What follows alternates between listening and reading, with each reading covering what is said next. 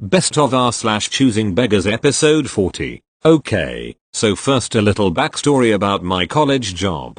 I work in the ticket program, the one meant for the arts, concerts, theater, and sometimes comedians and kids TV show performances. One of the major type of musical artists that like to perform at my college in our huge venue are rappers. Back during this incident, Tiger was scheduled to perform at our venue. Due to some issues with production, Tiger cancelled his tour location at our venue, meaning all people who purchased tickets to see him would get a refund from the company they bought them from, unless they were scalped. We'll probably mention a scalping incident later in this community. Now to the day when the concert was supposed to happen. We were busy with calls of people asking if it was truly cancelled, and we provided information on who they'd get their refund from. I can't remember who did it, our ticket program or the concert coordinators for Tiger, but overall, people were happy for the info we gave them. I'll fast forward about an hour and a half into my shift. A lady ends up calling and it's my turn to pick up. Co-worker and I would juggle calls. She asks like everyone else if Tiger cancelled. I told her yes and that her ticket would get refunded. But here's the part where I got caught off guard.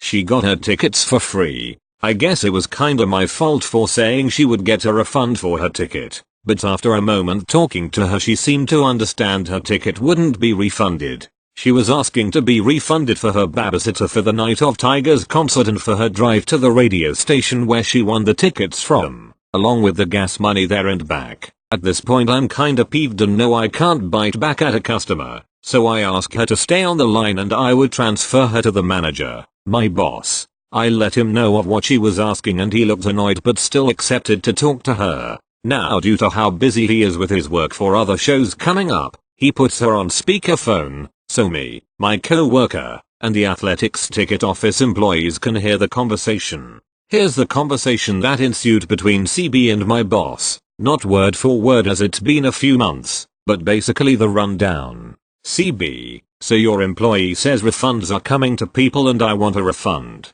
Boss, alright, I can refund your ticket. What's your order number? Note he's acting oblivious to get the rundown from her to get confirmation on what she wants a refund for. CB, I didn't buy the ticket. Boss, so you didn't purchase a ticket? CB, I won it from a radio station. Boss, then I'm sorry, but I cannot give you a refund. CB, why not? Boss, it's our policy, plus university name. Ticket office does not give out refunds. We do some, but it's for more severe issues like a customer purchasing a ticket for a show they didn't mean to. CB, but I need to be refunded. My daughter had to be babysat when I went to pick up the tickets I won. Plus that babysitter was going to babysit her tonight.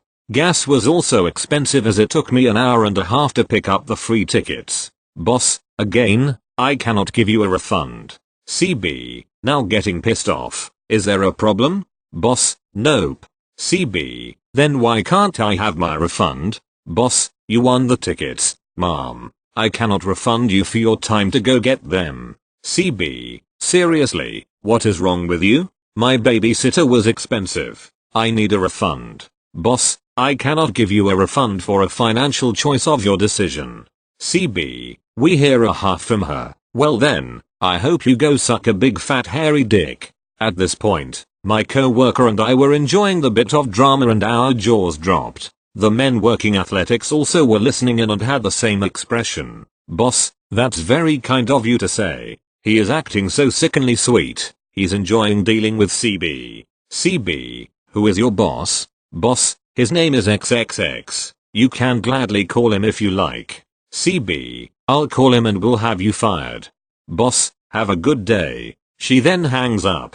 Thing is, I've never met my boss's boss until recently. His phone number to his office isn't available on the website, only in our books and the ticket offices across campus.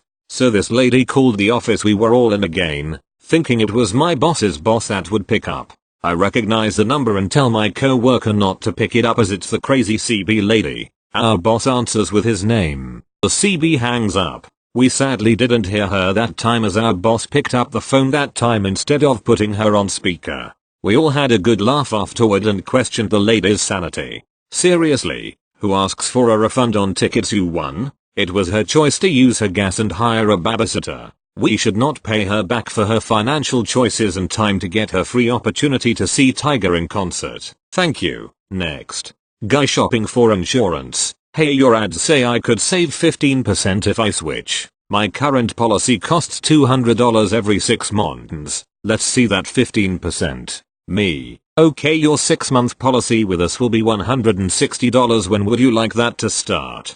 Guy. PFFT, that's only $40. That's not worth switching for. Me. Thank you. Next. Had a woman come into the print shop I work at. She was clearly in a bad mood to start with, so I tried to be as nice as possible to avoid escalating the situation. She hands me 8 packets of paper and requests 150 copies of each of them. Already, I know this is going to take some time, so I'll let her know in case she doesn't want to stand there waiting. But of course she does anyway. At this point I realize each packet has a sticky note describing how they should be printed and which pages need to be rearranged, which of course will add more time to the job. I begin working and she proceeds to stand over my shoulder throwing out random instructions she forgot to write down, as well as asking me to hurry before she's late. We're both clearly frustrated and I'm trying to hurry and get her out of here so I don't have to deal with it anymore. After about 45 minutes I finally have all of the copies completed and now it comes time for payment. Since our register is quite old, we write an itemized receipt by hand and enter the final price into the register. She decided this was taking too long and pulls the price book and the invoice from my hand and proceeds to fill them out herself. I got them back and carefully checked her work to make sure she had the right price before I rang her out. Upon entering it into the register and informing her of the final price, tax included, she responds with, "Don't you think I deserve a discount since you already made me late?" No lady, I don't. TLDR. Lady thinks she deserves a discount for waiting till the last minute to print and making herself late. Thank you. Next. I run a small appliance store in a small town, and today one of my cashiers came to me and said a customer became enraged about our return policy of 30 days. The customer began shouting and screaming for help, so I approached her. Me. Yes, ma'am, how can I help you? CB. I want to return this, but the girl was rude and said I couldn't get my money back. Receipt is from 2016. It is the 24th of January 2020. Me. Ma'am, we have a 30-day return policy. CB. I bought this appliance for $100 and I don't use it much anymore and I want to return it and get my money back. Me. Here on the receipt and on our website it shows that you have 30 days to return your item if you do not like it. CB. Becomes enraged and starts foaming at the mouth and yelling, "I want to speak to your manager." Me. Yes ma'am. Owner speaking. If you want you can sell your item online or to a friend, but we do not accept back items that are past 30 days old or broken. CB used a debit card and if I were to give her anything back it would be a store credit, and she refused my kind offer of giving her $100 back on a store credit and demanded cash. CB. This is why you are going bankrupt, because your customer service sucks. Me. If I give you $100 for a broken item you used for 4 years, then I'd be giving away money and going bankrupt because of you. Have a good evening. CB. Walks off wailing and screaming that we are a ripoff, and screaming that no one should buy small appliances from us. So, this is a first, of all people, and returns. Thank you. Next. So me and a friend of mine that knows sign language went to McDonald's for some lunch. We decided to do a mobile order because we were in a hurry. We pull up to the curb, tell them we had arrived, and received our food. Shortly after starting to eat, a man approached our car and showed us a card. The first thing it said was, "Hello, I am deaf." This is the conversation in sign language that followed. Key. DG equals deaf gentleman. F equals my friend. Me equals well, me. F. Are you deaf? DG responds with the sign for yes and ASL instead of shaking his head. That sign is a knocking gesture. From this response F was certain he was actually deaf. F. Okay, how can I help you? DG. I'm very hungry and I don't have enough money to buy food for my family. F. Well, I have $10, so the least I can do is buy a $10 bundle here at McDonald's. Does that help? That bundle consists of 2 cheeseburgers, 2 10-piece McNuggets, and a medium fry, which is actually quite a steal. DG. Sorry, but I can't accept anything lower than $20. F. I'm sorry too, because all I have is $10. The bundle really is the best way to go for this amount. DG then pointed to the Golden Corral across the street from us. DG, I was hoping to take my family there for dinner. I'm sorry, but the least I can do is give you $10. DG, what about your friend? Does he have anything to spare? Of course F had to tell me what he said like an interpreter because I don't know any ASL. Me, tell him I have $5 to give you. F tells DG what I said in ASL. DG, that still isn't $20. You guys are probably having more trouble than I am. Have a good day. DG was clearly trying to guilt trip us. After waiting for us to possibly change our minds from the attempted guilt trip, he then left and walked across the street. Overall, it was a pretty interesting encounter. I don't know whether to feel bad for him or not. He was deaf, but I feel like he was exploiting his disability for money. However, I hope he does well in the future. Thank you. Next. I work for a company that supports other companies in a certain way. It's gonna be a vague one. One of our clients asked if we could help one of their friend/partner companies who were in dire need of assistance. Tens of thousands of dollars in the hole at this point because they had screwed up and fired an integral part of the team.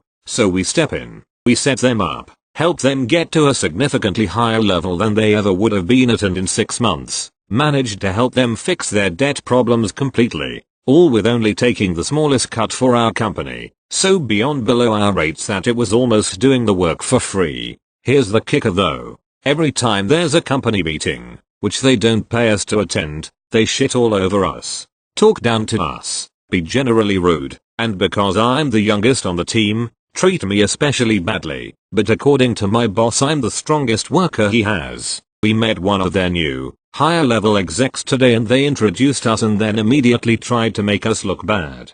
Took our ideas and made them their own, act like we do nothing. For reference, whenever I review one of their employees' work, there is always a mistake that customers see, one where they accidentally gave access to important files to the customers, so them trying to say that we have issues is stupid. They also always fail to tell us when there is new information and pieces of the job to work off of, but then blame us for when we haven't changed our work to comply with it. My boss sat there and took it. He has times where he's got patience, and others he does not, but after the meeting, he was telling us we were so close to walking out of that meeting and dropping them, taking everything we set in place with us. Would have turned them back to the bad place they canted us in. They keep it up, they're done. Never, ever bite the hand that feeds you.